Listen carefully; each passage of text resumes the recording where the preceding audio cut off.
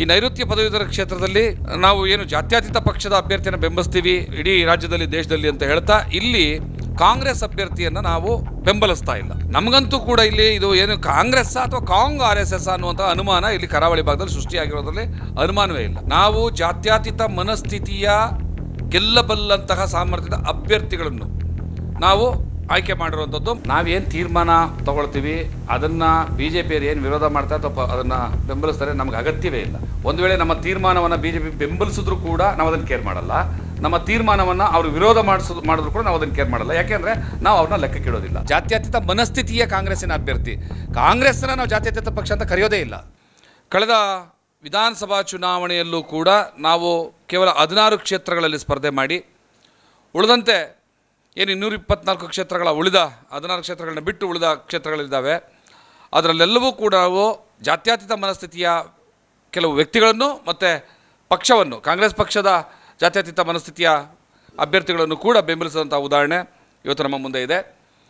ಮತ್ತು ಈಗ ಏನು ನಡೆದಂತಹ MP ಚುನಾವಣೆ ಇದೆ, ಆ MP ಚುನಾವಣೆಯಲ್ಲೂ ಕೂಡ ದೇಶದ ಸಂವಿಧಾನಕ್ಕೆ ಆತಂಕಕಾರಿಯಾಗಿರುವಂತಹ BJPಯನ್ನು ಸೋಲಿಸಲೇಬೇಕು ಅನ್ನುವಂಥ ಒಂದು ದೃಢ ನಿರ್ಧಾರದಿಂದ ನಮ್ಮ ಬೆಂಬಲವನ್ನು ಜಾತ್ಯತೀತ ಪಕ್ಷಗಳಿಗೆ, BJP ಹೊರತಾದ ಜಾತ್ಯತೀತ ಪಕ್ಷಗಳಿಗೆ ನೀಡಬೇಕು ಅನ್ನುವಂಥ ಒಂದು ಸ್ಪಷ್ಟ ನಿಲುವನ್ನು ನಾವು ಹೊಂದಿದ್ವು. ಈಗ ಈ ಪತ್ರಿಕಾಗೋಷ್ಠಿ ಮಂಗಳೂರಿನಲ್ಲಿ ನಡೆಯೋದ್ರಿಂದ ನಾನು ಮಂಗಳೂರಿನ ಒಂದು ವಿಚಾರವನ್ನು ತಮ್ಮ ಮುಂದೆ ಇಡೋದಕ್ಕೆ ಇಷ್ಟಪಡ್ತಾ ಇದ್ದೀನಿ. ಇದೇ ವಿಚಾರದಲ್ಲಿ ನಮ್ಮದು ನೈಋತ್ಯ ಪದವೀಧರರ ಕ್ಷೇತ್ರ. ಈ ನೈಋತ್ಯ ಪದವೀಧರ ಕ್ಷೇತ್ರದಲ್ಲಿ ನಾವು ಏನು ಜಾತ್ಯತೀತ ಪಕ್ಷದ ಅಭ್ಯರ್ಥಿಯನ್ನು ಬೆಂಬಲಿಸ್ತೀವಿ ಇಡೀ ರಾಜ್ಯದಲ್ಲಿ ದೇಶದಲ್ಲಿ ಅಂತ ಹೇಳ್ತಾ ಇಲ್ಲಿ ಕಾಂಗ್ರೆಸ್ ಅಭ್ಯರ್ಥಿಯನ್ನು ನಾವು ಬೆಂಬಲಿಸ್ತಾ ಇಲ್ಲ. ಕಾರಣ ಏನು ಅಂತಂದರೆ ಆಯನೂರು ಮಂಜುನಾಥ್ರವರ ಹಿನ್ನೆಲೆಯನ್ನು ನೋಡುವಾಗ ಅವರು ಒಂದು ಸಾರಿ ಕೋಮುವಾದಿ ಪಕ್ಷ BJP ಜೊತೆ ಇರುವಂಥದ್ದು, ಜಾತ್ಯತೀತ ನಿಲುವುಗಳ ವಿರುದ್ಧವಾದಂಥ ಸ್ಟೇಟ್ಮೆಂಟ್ಗಳನ್ನ ಕೊಡುವಂಥದ್ದು, ಮತ್ತು ಇತ್ತೀಚೆಗೆ ಪ್ರಜ್ವಲ್ ಪ್ರಕರಣ ನಡೆದಂಥ ಸಂದರ್ಭದಲ್ಲಿ ಸಾಮೂಹಿಕ ಅತ್ಯಾಚಾರಗಳ ಆರೋಪಿ ಆಗಿರುವಂತಹ ಪ್ರಜ್ವಲ್ ಪ್ರಕರಣದಲ್ಲಿ ಅವರನ್ನು ಇಂಡೈರೆಕ್ಟ್ಲಿ ಬೆಂಬಲಿಸುವಂತಹ ಹೇಳಿಕೆಯನ್ನು ಕೊಟ್ಟಂಥದ್ದು. ನನ್ನ ರಾಜಕೀಯ ಗುರು ದೇವೇಗೌಡರು ಅಂತ ಹೇಳ್ಕೊಂಡು, ದೇವೇಗೌಡರ ಬಗ್ಗೆ ನಮಗೆ ಯಾವಾಗಲೂ ಅಪಾರವಾದ ಗೌರವ ಇದ್ದೇ ಇರುತ್ತೆ, ಅದು ಯಾವತ್ತೂ ಹೋಗೋ ಸಾಧ್ಯ ಇಲ್ಲ. ಆದರೆ ಅವರನ್ನು ಗೌರವಿಸುವ ನೆಪದಲ್ಲಿ ಪ್ರಜ್ವಲ್ನ ನಡವಳಿಕೆಯನ್ನು ಕೆಲವೇ ಮಟ್ಟದಲ್ಲಿ ಸಮರ್ಥನೆ ಮಾಡಿಕೊಂಡಂಥ ಗುಣ ಉಳ್ಳಂಥ ವ್ಯಕ್ತಿ, ಸ್ಪಷ್ಟವಾದ ನಿಲುವಿಲ್ಲ. ನಾಳೆ ಬೆಳಗ್ಗೆ ಇವರು ಕಾಂಗ್ರೆಸ್ಸಿಂದ ಗೆದ್ದು ಯಾವ BJPಗೆ ಹೋಗಲ್ಲ ಅನ್ನೋ ಗ್ಯಾರಂಟಿ ಇಲ್ಲ, ಅಥವಾ JDS ಜೊತೆ ಹೋಗ್ತಾರೆ ಅನ್ನೋ ಗ್ಯಾರಂಟಿ ಇಲ್ಲ. ಹಾಗಾಗಿ ನಾವು ಇವರನ್ನು ಯಾವುದೇ ಕಾರಣಕ್ಕೂ ಬೆಂಬಲಿಸೋದಿಲ್ಲ ಅನ್ನೋದು ಒಂದು ಕಾರಣ. ಇನ್ನು ಎರಡನೇ ಕಾರಣ ಏನು ಅಂತಂದರೆ, ಕರಾವಳಿ ಭಾಗದಲ್ಲಿ ಇರುವಂತಹ ಕೋಮುವಾದಿ ಪ್ರಯೋಗಶಾಲೆ ಏನಿದೆ ಇದನ್ನು ತಡೆಯೋ ನಿಟ್ಟಿನಲ್ಲಿ ಕಾಂಗ್ರೆಸ್ಸು ಸಂಪೂರ್ಣವಾಗಿ ವಿಫಲ ಆಗಿದೆ. ಈ ಭಾಗದಲ್ಲಿ ಎಷ್ಟು ಉದಾಹರಣೆಗಳನ್ನ ನಾನು ನಿಮಗೆ ಮಾಧ್ಯಮದವ್ರಿಗೆ ಹೇಳುವಂಥದ್ದಲ್ಲ, ಆದರೆ ಪತ್ರಿಕಾಗೋಷ್ಠಿ ನಡೆಸ್ತಾ ಇದ್ದೀನಿ ಅನ್ನೋ ಕಾರಣಕ್ಕೆ ನಿಮ್ಗೆ ಹೇಳಬೇಕಷ್ಟೇ. ನಾನು ಎಷ್ಟು ಪ್ರಕರಣಗಳು ಇಲ್ಲಿ ಕಲ್ಲಡ್ಕ ಪ್ರಭಾಕರ್ರವರ ಆಟೋಟೋಪಗಳನ್ನ ಇಲ್ಲಿ ತಡೆ ಹಾಕೋದಕ್ಕೆ ಕಾಂಗ್ರೆಸ್ ಸರ್ಕಾರದ ಕೈನಲ್ಲಿ ಸಾಧ್ಯ ಆಗ್ತಾ ಇಲ್ಲ. ಯಕಶ್ಚಿತ್ ಕೆಲವು ಸಂಘಟನೆಗಳ ಮುಖಂಡರುಗಳು ಅಂತ ಹೇಳಿಕೊಂಡು ಗೂಂಡಾವರ್ತನೆಗಳನ್ನ ತೋರ್ತಾ ಇದ್ರು. ಯಾರೋ 3 ಜನ ರಸ್ತೆಯಲ್ಲಿ ನಿಂತು ನಮಾಜ್ ಮಾಡಿದ್ರು ಒಂದು ಕಾರಣಕ್ಕೆ ಇನ್ನು ಮುಂದೆ ನಾವು ಮಸೀದಿಗಳ ಮುಂದೆ ಬಂದು ಹನುಮ ಚಾಲೀಸ್ ಪಠಣ ಮಾಡ್ತೀವಿ, ದಾಳಿ ಮಾಡ್ತೀವಿ, ಹೊಡಿತೀವಿ, ನಮ್ಮ ಕೈಲಿ ಬಾವುಟ ಇರುತ್ತೆ, ಬಾವುಟನ ದೊಣ್ಣೆಯಾಗಿ ಲಾಠಿಯಾಗಿ ಪ್ರತಿವರ್ತನೆ ಮಾಡ್ತೀವಿ, ಕತ್ತರಿಸ್ತೀವಿ, ಕಡಿತೀವಿ, ಬರೀ ಇಂಥದ್ದೇ ಮಾತಾಡುವಂತಹ ಗೂಂಡಾಗಳನ್ನು, ಬೀದಿ ರೌಡಿಗಳನ್ನು ಕೂಡ ನಿಯಂತ್ರಣ ಮಾಡೋದರಲ್ಲಿ ಈ ಕಾಂಗ್ರೆಸ್ ಸರ್ಕಾರ ಸಂಪೂರ್ಣವಾಗಿ ಸೋತಿದೆ. ಇಲ್ಲಿನ ದಲಿತರು ಮತ್ತು ಮುಸಲ್ಮಾನರ ಹಕ್ಕುಗಳನ್ನು ಕಾಪಾಡೋದ್ರಲ್ಲಿ ಅದು ಉದ್ದೇಶಪೂರ್ವಕ ನಿರ್ಲಕ್ಷ್ಯತೆಯನ್ನು ತೋರ್ತಾ ಇದೆ. ನಮಗಂತೂ ಕೂಡ ಇಲ್ಲಿ ಇದು ಏನು ಕಾಂಗ್ರೆಸ್ ಅಥವಾ ಕಾಂಗ್ RSS ಅನ್ನುವಂಥ ಅನುಮಾನ ಇಲ್ಲಿ ಕರಾವಳಿ ಭಾಗದಲ್ಲಿ ಸೃಷ್ಟಿಯಾಗಿರೋದ್ರಲ್ಲಿ ಅನುಮಾನವೇ ಇಲ್ಲ. ಒಬ್ಬ ಅಸಹಾಯಕ ಗೃಹ ಮಂತ್ರಿ ಇರೋದರಿಂದ ಬಹುಶಃ ಇಂಥ ಒಂದು ಪರಿಸ್ಥಿತಿ ಕರಾವಳಿನಲ್ಲಿ ಸ್ಥಾಪನೆ ಆಗಿದೆ. ಹಾಗಾಗಿ ಈ ಎರಡೂ ಕಾರಣಗಳಿಂದಾಗಿ ಕರಾವಳಿ ಭಾಗದಲ್ಲಿ ಕಾಂಗ್ರೆಸ್ನ ಅಭ್ಯರ್ಥಿಯನ್ನು ನಾವು ಬೆಂಬಲಿಸ್ತಾ ಇಲ್ಲ.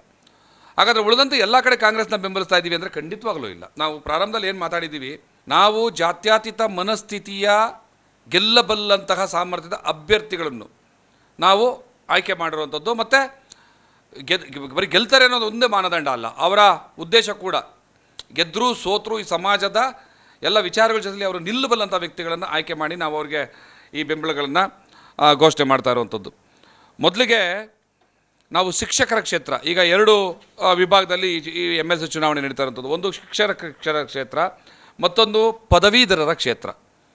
ಈ ಶಿಕ್ಷಕರ ಕ್ಷೇತ್ರದಲ್ಲಿ, ಆಗ್ನೇಯ ಶಿಕ್ಷಕರ ಕ್ಷೇತ್ರದಲ್ಲಿ ನಾವು DT ಶ್ರೀನಿವಾಸ್ ಕಾಂಗ್ರೆಸ್ಸಿನ ಅಭ್ಯರ್ಥಿ, ನಾವು ಪ್ರತ್ಯಕ್ಷ ಮತ್ತು ಪರೋಕ್ಷವಾಗಿ ಅವರಿಗೆ ಬೆಂಬಲವನ್ನು ವ್ಯಕ್ತಪಡಿಸ್ತಾ ಇದ್ದೀವಿ.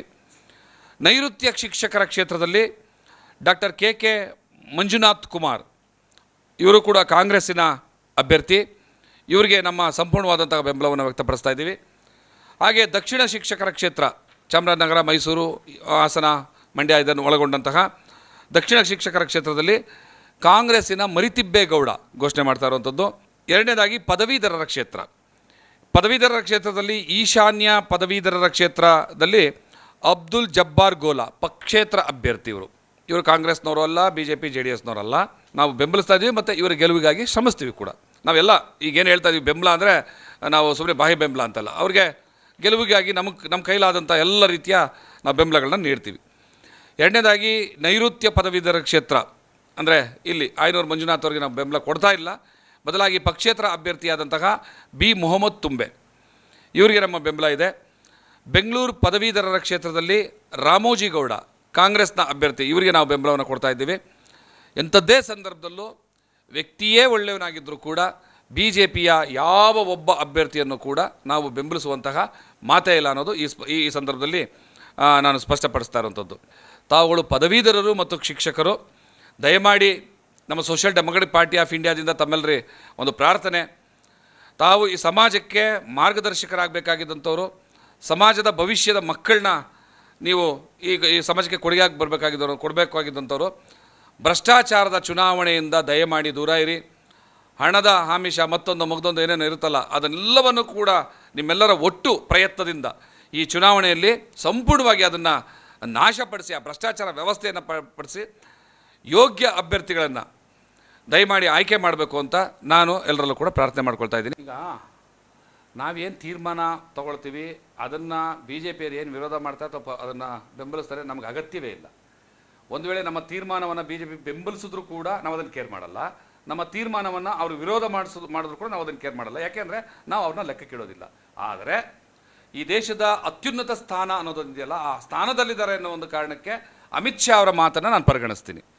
ಅಮಿತ್ ಶಾ ಕಳೆದ ಚುನಾವಣೆಯಲ್ಲಿ ಒಂದು ಮಾತನ್ನು ಹೇಳಿದ್ರೆ, ಅದೇ ಈ ಸಾರಿ ವಿಧಾನಸಭಾ ಚುನಾವಣೆಯಲ್ಲಿ SDP ಬೆಂಬಲದಿಂದ ಈ ಸಾರಿ ಕಾಂಗ್ರೆಸ್ಸು ತನ್ನ ಶಕ್ತಿಯನ್ನು ವೃದ್ಧಿಸ್ಕೊಳ್ತಾ ಇದೆ, ಗೆಲ್ಲುತ್ತೆ ಅನ್ನುವಂಥ ಮಾತನ್ನು ಹೇಳ್ತಾರೆ. ಅಂದರೆ ಅಮಿತ್ ಶಾಗೆ ಅರ್ಥ ಆಗಿದೆ SDP ಶಕ್ತಿ ಏನು ಅಂತ.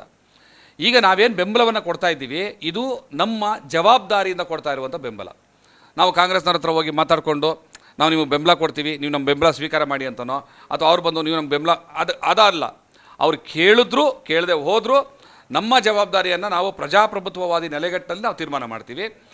ಕಾಂಗ್ರೆಸ್ಸಿಗಾಗಲಿ ಪಕ್ಷೇತರ ಅಭ್ಯರ್ಥಿಗಳಿಗಾಗಿ ನಾವೇನು ಬೆಂಬಲ ಸೂಚನೆ ಮಾಡ್ತಾ ಇದ್ದೀವಿ ಇಲ್ಲಿ, ಇದು ನಮ್ಮ ಪಕ್ಷದ ಜವಾಬ್ದಾರಿ ಮತ್ತು ನಮ್ಮ ಸಮೀಕ್ಷೆಯಲ್ಲಿ ಕಂಡು ಬಂದಂತಹ ಏನು ಮಹತ್ವಪೂರ್ಣವಾದಂತಹ ಅಂಶಗಳಿದ್ದಾವೆ. ಇವರಿಗೆ ನಾವು ಸಹಾಯ ಮಾಡೋದ್ರಿಂದ ಈ ದೇಶದ ಸಂವಿಧಾನವನ್ನು ಉಳಿಸೋ ಕೆಲಸವನ್ನು ಮಾಡ್ಬೋದು. ನೋಡಿ, ಈಗ ಕಾಂಗ್ರೆಸ್ಸಿನ ಆಯನೂರು ಮಂಜುನಾಥ್ ಅವ್ರಿಗೆ ನಾವು ಮಾಡ್ತಾ ಇಲ್ಲ. ಒಂದು ವೇಳೆ ಕಾಂಗ್ರೆಸ್ಸಿನ ಜೊತೆ ನಮ್ಮದು ಒಪ್ಪಂದ ಅಂದರೆ ನಾವು ಹೋಲ್ಸೆಲಾಗಿ ಎಲ್ಲರಿಗೂ ಸಪೋರ್ಟ್ ಮಾಡಬೇಕಿತ್ತು. ಆಯನೂರು ಮಂಜುನಾಥ್ ಮಾಡೋದಿಲ್ಲ, ಮತ್ತಿನ್ಯಾವುದೋ ಒಂದು ಕಡೆ ಕೆಲವು ಕಡೆ ಬೇರೆಯವ್ರಿಗೆ ಮಾಡಿದಿಲ್ಲ. ನಾವು ಅಲ್ಲೂ ಕೂಡ ಪಕ್ಷೇತರ ಗುಲ್ಬರ್ಗ ಭಾಗದಲ್ಲಿ ಪಕ್ಷೇತರಿಗೆ ನಾವು ಮಾಡ್ತಾ ಇರೋವಂಥದ್ದು.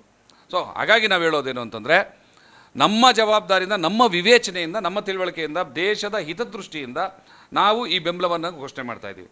ಇದರಲ್ಲಿ ಅವರು ಸ್ವೀಕಾರ ಮಾಡೋದು ತಿರಸ್ಕಾರ ಮಾಡೋದು ಅದು ಅವರ ಹಕ್ಕು. ಬೆಂಬಲವನ್ನು ಘೋಷಣೆ ಮಾಡುವಂಥದ್ದು ನಮ್ಮ ಜವಾಬ್ದಾರಿ, ನಮ್ಮ ಕರ್ತವ್ಯ. ಕೇರಳದಲ್ಲಿ ಏನಾಗಿದೆ, ಅದು ಅಲ್ಲಿನ ಲೋಕಲ್ ರಾಜಕೀಯಕ್ಕೆ ಸಂಬಂಧಪಟ್ಟಂಥ ವಿಚಾರ ಅಷ್ಟೇ. ಅದು ಕಳೆದ ಚುನಾವಣೆಯಲ್ಲಿ ಕರ್ನಾಟಕದಲ್ಲೂ ಏನು ಇಂಪ್ಯಾಕ್ಟ್ ಆಗಲಿಲ್ಲ. ಈ ದೇಶದ ಬೇರೆ ಬೇರೆ ರಾಜ್ಯಗಳಲ್ಲೂ ಕೂಡ ಅದೇನು ಚಾಲನೆ ಆ ಥರದ್ದು ಮಾತುಗಳೆಲ್ಲೂ ಬರಲಿಲ್ಲ. ಕೇರಳದಲ್ಲಿ ಏನಾಗಿದೆ ಅದು ಅಲ್ಲಿನ ವಿಷಯಕ್ಕೆ ಮಾತ್ರ ಸಂಬಂಧಪಟ್ಟಿದ್ದು. ಅದರಲ್ಲಿ ಕೆಲವು ಗೊಂದಲಗಳಿದ್ದಾವೆ. ಅದನ್ನೆಲ್ಲ ಇಲ್ಲಿ ಮಾತಾಡೋ ಅಗತ್ಯ ಅನಿಸೋದಿಲ್ಲ ನನಗೆ. ಯಾಕೆಂತಂದ್ರೆ ಅಲ್ಲಿ ಇನ್ಯಾರ್ದೋ ವಿರೋಧಕ್ಕೆ ಎದುರ್ಕೊಂಡಂಗೆ ಮಾಡಿದೆ. ಆದರೆ ಕೊನೆಯದಾಗಿ ನಮ್ಮ ಬೆಂಬಲಗಳನ್ನೇ ತಗೊಂಡು ಈ ದೇಶದ ಸಂವಿಧಾನವನ್ನು ಉಳಿಸುವಂಥ ಕೆಲಸವನ್ನು ಬೇರೆ ಪಕ್ಷಗಳು ಮಾಡ್ತಾ ಇರುವಂಥದ್ದು. ಜಾತ್ಯತೀತ ಪಕ್ಷದ ಅಭ್ಯರ್ಥಿ ಅಂತ ಇಲ್ಲ, ಬೇಕಾದ್ರೆ ನಾನು ಇದು ಕೊಟ್ಟ ಮೇಲೆ ಕೂಡ ನೀವು ಓದ್ಕೊಳ್ಳಿ. ಜಾತ್ಯತೀತ ಮನಸ್ಥಿತಿಯ ಕಾಂಗ್ರೆಸ್ಸಿನ ಅಭ್ಯರ್ಥಿ, ಜಾತ್ಯತೀತ ಮನಸ್ಥಿತಿಯ ಕಾಂಗ್ರೆಸ್ಸಿನ ಅಭ್ಯರ್ಥಿ. ಕಾಂಗ್ರೆಸ್ಸನ್ನು ನಾವು ಜಾತ್ಯತೀತ ಪಕ್ಷ ಅಂತ ಕರೆಯೋದೇ ಇಲ್ಲ. ಈಗ ನಾವು ಹೇಳಿದ್ವಲ್ಲ, ಈಗ ನೋಡಿ, ಈಗ ನಾವು ಅನೌನ್ಸ್ ಮಾಡಿದ್ವಲ್ಲ, ಈಗ ನೈಋತ್ಯ ಪದವೀಧರ ಕ್ಷೇತ್ರ ನಿಮ್ಮದು ಇಲ್ಲಿ B ಮೊಹಮ್ಮದ್ ತುಂಬೆ ಪಕ್ಷೇತರ ಅಭ್ಯರ್ಥಿ. ಹೌದು, ಅವರಿಗೆ ನಮ್ಮ ಬೆಂಬಲ. ಯಾಕಂದರೆ ಇವರು ಜಾತ್ಯತೀತ ನಿಲುವುಗಳನ್ನು ಇಟ್ಕೊಂಡಿದ್ದಾರೆ. ಇವರ ಹಿನ್ನೆಲೆ ನಮಗೆ ಗೊತ್ತಿದೆ. ಇವರು ಜಾತಿ, ಧರ್ಮ, ಆ ವ್ಯಕ್ತಿ, ಆ ಭಾಷೆ ಈ ಥರ ನೋಡಿ ಜನರ ಜೊತೆಯಲ್ಲಿ ಅವರ ಸಹಾಯಕ್ಕೆ ನಿಲ್ಲುವಂಥವ್ರಲ್ಲ, ಅವ್ರ ಜೊತೆ ಒಡನಾಟ ಇಟ್ಕೊಂಡಿರೋರಲ್ಲ, ಏನೋ ಆ್ಯಕ್ಟಿವಿಸಮ್ ಮಾಡ್ತಾ ಇರೋರಲ್ಲ. ಹಾಗಾಗಿ ಪಕ್ಷೇತರ ವ್ಯಕ್ತಿ ಆದರೂ ಕೂಡ ಅವರ ನಿಲುವು ನಮಗೆ ಮುಖ್ಯ ಆಗ್ತದೆ. ಇಲ್ಲಿ ನಾವು ರಾಮೋಜಿಗೌಡ ಬೆಂಗಳೂರು ಪದವಿ ಕ್ಷೇತ್ರ ಕಾಂಗ್ರೆಸ್ನ ಅಭ್ಯರ್ಥಿ. ನಾವು ಕಾಂಗ್ರೆಸ್ಸು ಜಾತ್ಯತೀತ ಅಂತ ಬೆಂಬಲ ಮಾಡ್ತಾ ಇರೋದಲ್ಲ. ಅದು ರಾಮೋಜಿಗೌಡರಲ್ಲಿ ಎಲ್ಲ ಅಭ್ಯರ್ಥಿಗಳನ್ನು ತಾಳೆ ಹಾಕೋ ಇವರು 100% ಪ್ಯೂರಿಟಿ ಇರೋಂಥ ವ್ಯಕ್ತಿ ಅಂತ ನಾನು ಹೇಳ್ತಾ ಇಲ್ಲ. ಎಲ್ಲರನ್ನೂ ತಾಳೆ ಹಾಕುವಾಗ ನಮಗೆ ಕಂಡು ಬಂದಂತಹ ಒಬ್ಬ ಯೋಗ್ಯ ಅಭ್ಯರ್ಥಿ. ಸೊ ಹಾಗಾಗಿ ನಾವು ಇವರಿಗೆ ಇಲ್ಲಿ ಬೆಂಬಲವನ್ನು ಕೊಡ್ತಾ ಇರೋಂಥದ್ದು. 100% ಕೊಡೋದಿಲ್ಲ. ಯಾಕೆಂದರೆ ಅವ್ರ ಹಿನ್ನೆಲೆಯೂ ಸರಿ ಇಲ್ಲ. ಅವರು ಪಕ್ಕಾ ಕೋಮುವಾದಿಯ ಮನಸ್ಥಿತಿಯ ಕಾಂಗ್ರೆಸ್ಸಿನ ಅಭ್ಯರ್ಥಿ. ಕಾಂಗ್ರೆಸ್ನಲ್ಲಿದ್ದರೂ ಕೂಡ ಅವರು ಕೋಮುವಾದಿ ಮನಸ್ಥಿತಿಯ ಅಭ್ಯರ್ಥಿ. ಎಷ್ಟೋ ಜನ BJPಲಿ ಇದ್ದಾರೆ, ನನಗೆ ಜಾತ್ಯತೀತ ಕೋಮುವಾದವೂ ಗೊತ್ತಿಲ್ಲ ಅನ್ನೋಂಥವ್ರು. ಆದರೂ ಕೂಡ ಆ ಪಕ್ಷದ ಹಿನ್ನೆಲೆ, ಆ ಪಕ್ಷದ ನಡವಳಿಕೆಗಳು, ಆ ಪಕ್ಷದ ಸಂವಿಧಾನ ಇದೆಯಲ್ಲ, ಅದು ಈ ದೇಶಕ್ಕೆ ಅತ್ಯಂತ ಮಾರಕವಾಗಿದ್ದರಿಂದ ನಾವು ಅದರ ಕಡೆ ತಿರುಗು ಕೂಡ ನೋಡೋದಿಲ್ಲ. ಇಂತಹ ಹಲವು ಸುದ್ದಿ ಮಾಹಿತಿ ವಿಶ್ಲೇಷಣೆಗಾಗಿ ಸನ್ಮಾರ್ಗ ನ್ಯೂಸ್ ಸಬ್ಸ್ಕ್ರೈಬ್ ಮಾಡಿ. ನಿರಂತರ ನೋಟಿಫಿಕೇಶನ್ ಪಡೆಯಲು ಬೆಲ್ ಐಕಾನ್ ಒತ್ತಲು ಮರೆಯದಿರಿ.